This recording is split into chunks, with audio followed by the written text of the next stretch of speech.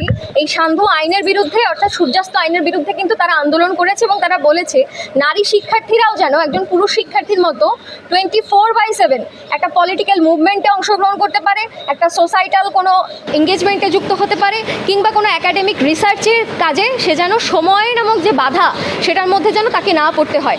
এই দাবি আজকের না, এবং আপনি খেয়াল করে দেখবেন যে 2019 সালেও যখন ডাকসু নির্বাচন হয়েছিল তখন কিন্তু নারী শিক্ষার্থীদের হলে হলে অন্য নারী শিক্ষার্থীরা গিয়ে প্রচারণা যে করেছে সেইটাও এই সময় থেকে ততটা রিজিড ছিল না।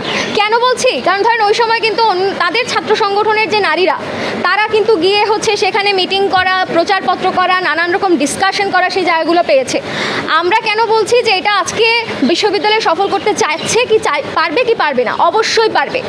এটা 2026 সাল এবং বিশ্ববিদ্যালয় কনসেপ্টটার দিকে যদি আমরা তাকাই যে বিশ্বের জ্ঞানের আলোকে একটা মানুষকে তৈরি করা, তাহলে এখানে অধ্যয়নরত প্রত্যেকটা নারী, পুরুষ কিংবা যে কোনো জেন্ডার আইডেন্টিটির মানুষের একটাই পরিচয়, সেই বিশ্ববিদ্যালয়ের শিক্ষার্থী এবং ভবিষ্যতের বুদ্ধিজীবী, ভবিষ্যতের স্কলার। এই দৃষ্টিভঙ্গি এই বিশ্ববিদ্যালয় যদি না রাখে তাহলে সে করতে পারবে না।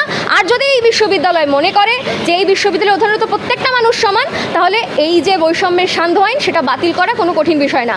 আমরা যখন ক্যাম্পাসে খেলার শো করেছি, খেলার জন্য প্রজেক্টর এনে দেখিয়েছি, তখন কিন্তু এখানকার অনাবাসিক, আবাসিক অনেক নারীরাই রাতে কিন্তু সেই খেলা দেখেছে এবং তারা সেটার জন্য ইনস্ট্যান্ট বিবৃতি পর্যন্ত দিয়েছেন। তাহলে তখন কি প্রভোস্ট স্ট্যান্ডিং কমিটির সাথে মিটিং করতে তাদের 24 ঘন্টার বেশি সময় লেগেছে? 48 ঘন্টার সময় বেশি লেগেছে না তো?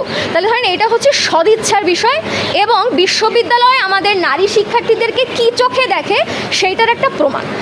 এটাই আমাদের দাবি, এবং আমরা স্পষ্টভাবে 3টা দাবি জানিয়েছি। আবারও বলছি যে ঢাকা বিশ্ববিদ্যালয়ে যেই ঔপনিবেশিক সান্ধ্য আইনটি আছে সেটি বাতিল করতে হবে, এবং একই সাথে 24 ঘন্টা নারীদেরকে পূর্ণ নিরাপত্তা দিতে হবে ক্যাম্পাসের ভেতরে। 2 নম্বর দাবি আমাদের যে অনাবাসিক শিক্ষার্থী তাদেরকেও তাদের নিজেদের হল এবং এক হলের নারী শিক্ষার্থী আরেক হলে প্রবেশ করতে পারবে, সেই অ্যাক্সেস তাদেরকে দিতে হবে। 3 নম্বর আমাদের নারী অভিভাবক এবং নারী সদস্য যারা থাকেন পরিবারের, তারাও হলে প্রবেশ করতে পারবে।